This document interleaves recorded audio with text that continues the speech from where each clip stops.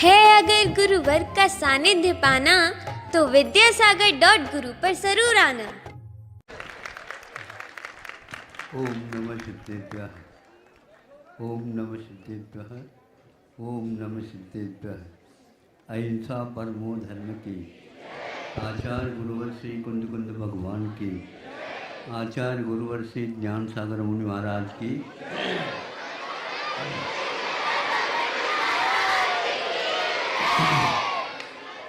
हाँ,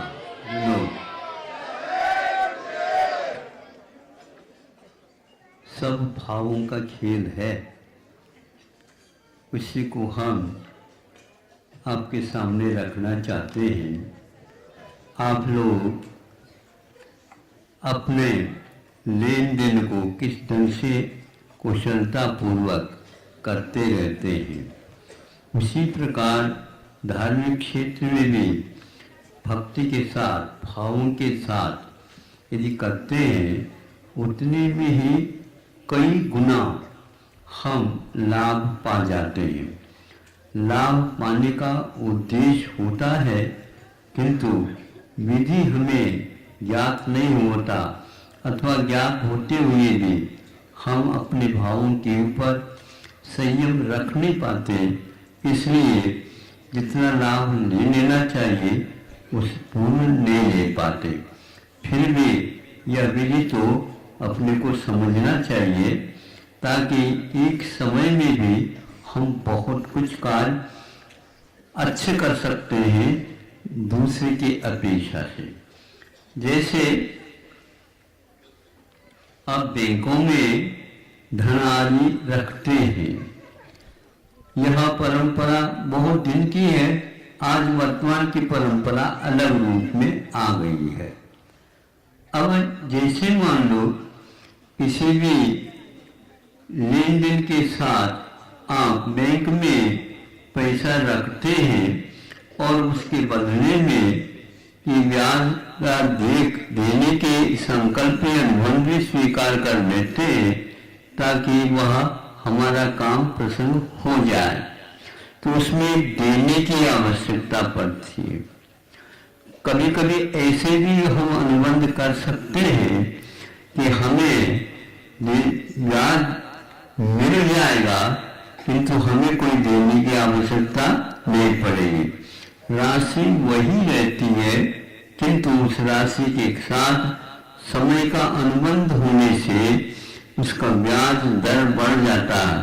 कभी कभी लंबे समयावधि के साथ आप यदि उस धन राशि को नहीं निकालते हैं, तो उसके भी ब्याज के दर भिन्न भिन्न रहते हैं। कुछ ऐसा भी रहता है 6-7 साल तक यदि आप किसी भी प्रकार से उस राशि को नहीं निकालते हैं, तो उसके ब्याज डबल हो जाता बताते हैं। डबल के लोभ के कारण आप कई कटौतियां करते रहते हैं, क्योंकि इतनी लंबी राशि डबल के रूप में गुणित क्रम से हमें और किसी साधन से उपलब्ध नहीं होता। इस प्रकार भिन्न भिन्न जाति प्रजाति के साथ अनुबंधों को हम स्वीकार करते हैं, किंतु भिन्न भिन्न अनुबंध के साथ भिन्न भिन्न परीक्षाएं भी होती हैं। नंबर यदि ज्यादा लेना चाहते हैं तो कठिन प्रश्न तो आएंगे और उनको हल करना है, तो ऐसे भी हल किया जा सकता है। हाँ या ना में उत्तर दे करके उसमें नंबर की कटौती भी होती है। अभी नंबर मिला ही नहीं, गलती कर गए तो एक नंबर पहले से देना, अभी मिला कुछ भी नहीं, देना ही देना, ऐसा होता है। इसलिए जल्दी नहीं कर सकते, संयम रखना आवश्यक होता है। ध्यान थोड़ा सा चूका नहीं, वह चूकता ही चला जाता है, उसके फलस्वरूप हमें घाटा लग सकते हैं। हमें धार्मिक क्षेत्रों में भी इस विधि का अनुकरण कर लेना चाहिए। जो विधि होती है वो विधि दोनों तरफ होती है। तो आप व्यापार में तो कर लेते हो साहस के साथ, यहाँ पर साहस आपका टूट जाता। जैसे अभी हमने फॉर्म भर दिया पत्र के नियमावली को स्वीकार कर लिया। और स्वीकार करने के लिए कैसे स्वीकार कर लिया? आप एक एक माह के लिए कह रहे हैं, वो कहते हैं हम एक ही साल के लिए लो, अथवा 10 साल का एक ही बार में ले लो।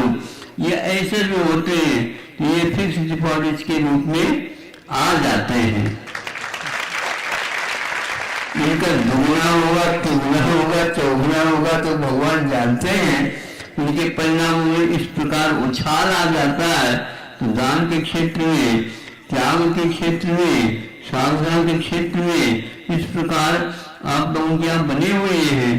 पहली प्रतिमा है, दूसरी प्रतिमा है, दूसरी प्रतिमा, तीसरी प्रतिमा है, तीसरी प्रतिमा में जगनी मध्यम उत्कृष्ट है।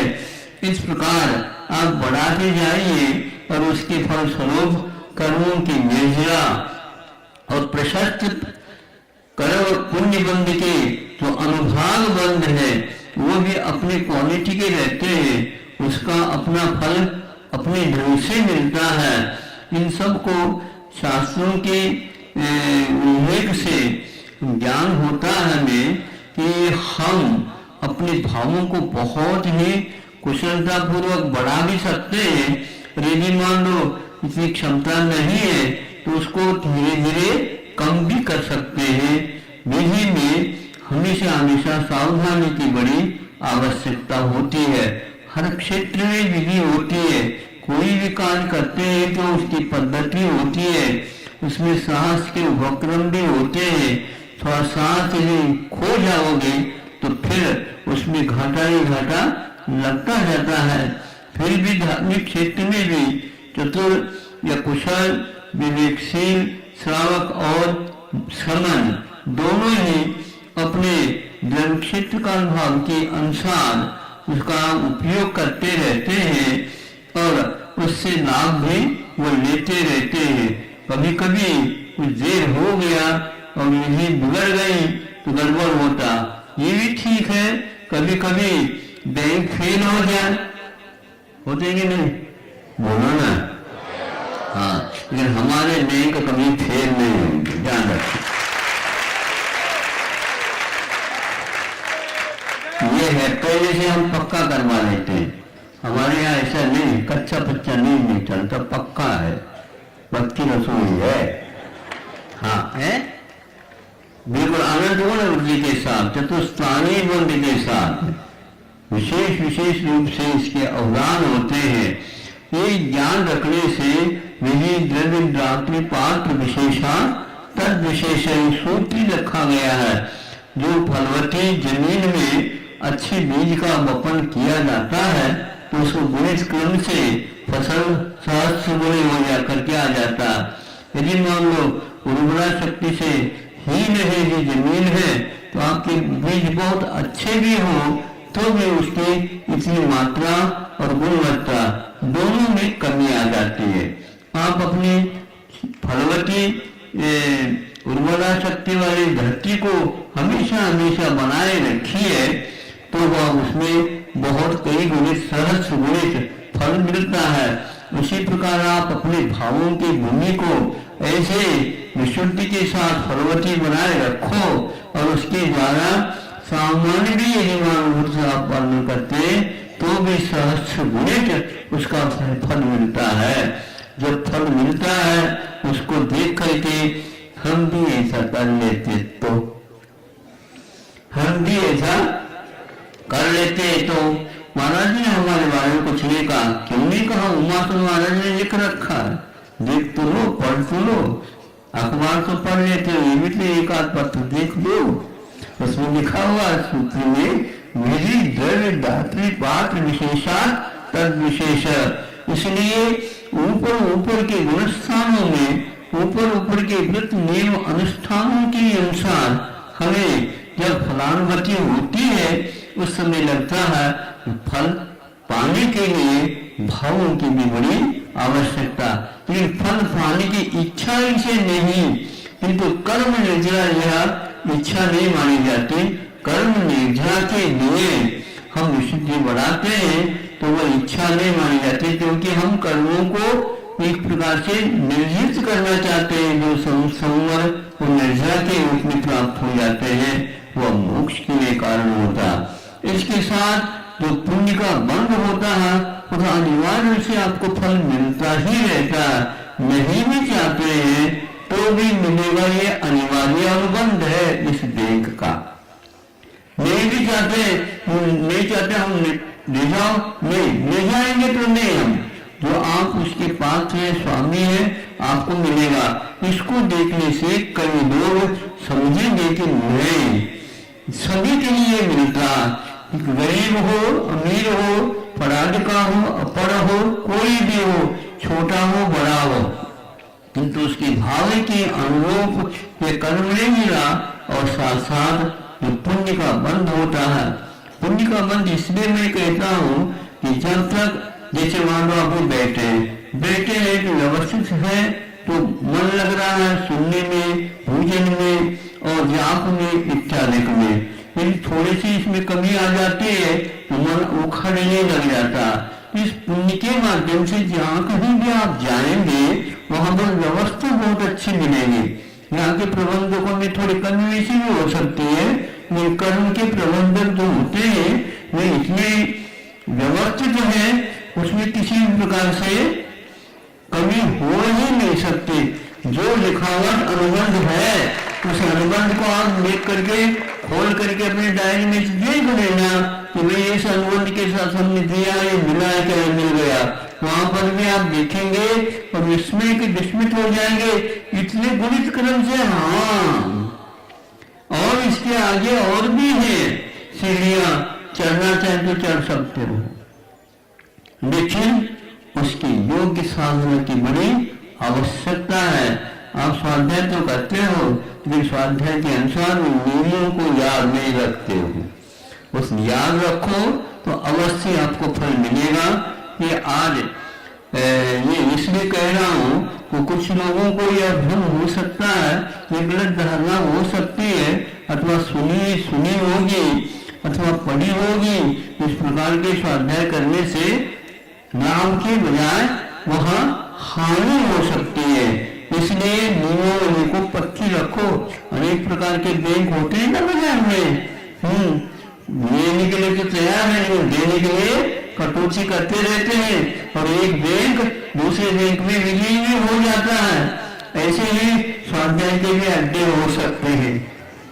अड्डे इसलिए मैं कह रहा हूँ कि व्यवसाय का धंधा ही हो गया है, ऐसा नहीं। यह एक बहुत पवित्र कार्य है। स्वाध्याय करते, पूजन करते, अभिषेक करते, आदि आदि जो अच्छे आवश्यक कार्य करते, इनमें निश्चित रूप से कर्म की योजना होती है, किंतु अनुपात की दर वहां पर भिन्न भिन्न हुआ करते हैं और भावों के भी दर बहुत हुआ करते हैं। कम द्रव्य लगा दे कोई बाधा नहीं, किंतु भाव में जो बढ़ोतरी है तो सबसे ज्यादा उसको वो फल मिलेगा। नहीं भी चाहते हुए भी वो मिलेगा, और समय पर भी मिलेगा, समय से पूर्व में भी मिलेगा, क्योंकि इस प्रकार के वो भाव करता ही जा रहा, उसके साथ साथ सब वो मिलता ही जा रहा। पहले का भी मिला, पहले बंधा हुआ वो भी मिला, और आगे और भाव अच्छे बढ़ गए तो पहले जो रखा था उसका भी दर बढ़ गया। मान लो 5 रुपए में खरीदा था, अब उसकी कीमत 20 हो गई। इस तरह से बढ़ता जाता है, ये इसी प्रकार घटता भी जाता है। इस माध्यम से हमें अपने सिद्धांतों को मजबूत रखते हुए, हमें फल के बारे में कभी इच्छा नहीं रखते हुए, यदि फल चाहिए तो कर्म की योजना करने के लिए ही मैं ये सारे आवश्यक कार्य कर रहा हूँ।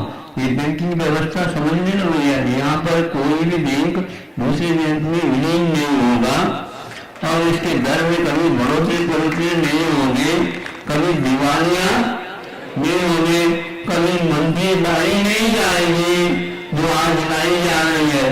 कई लोग कह रहे महाराज सब कुछ है, प्रॉपर्टी है, सब कुछ है, लेकिन नगद नहीं आ रहा है। नगद का समझते हो, हार्ड केस तो वो नहीं है, तो ऐसे हमारे बैंक में नहीं है। हाँ, तो अंतर्मुख नहीं होता और आपको फल मिल सकता। अंतर्मुख में ऐसी ड्रिंकिंग की व्यवस्था है, कुछ समय वहां पर रुकना पड़ता है, यहाँ कुछ नहीं, यहाँ रख दिया, अंतर्मुख हुआ नहीं, वहां उड़े नहीं आ सकता, उड़ेना हो जाएगी और फल मिलना प्रारंभ हो जाएगा। कैसी व्यवस्था है बताओ?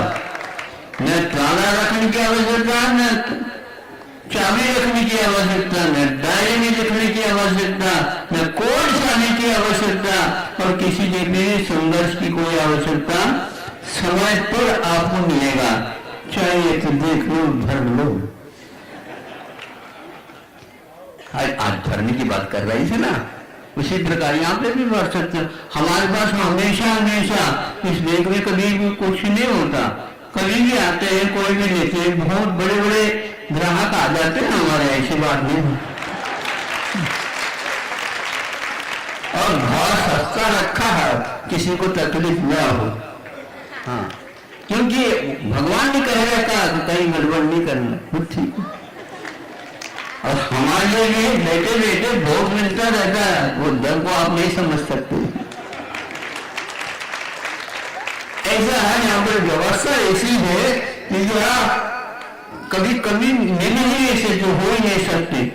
ऐसा यह पवित्र धर्म, त्याग धर्म, दान धर्म आदि आदि कार्य किसी भी प्रकार से किसी के जीवन में कभी भी नुकसान वाली बात नहीं है, हमेशा हमेशा लाभ करने वाले हैं। ऐसे यह उपयोग मिला है, उसका सदुपयोग करो और उसका सही सही लाभ उठाओ, यही एकमात्र हम लोगों की कुशलता है। अहिंसा परमो धर्म की।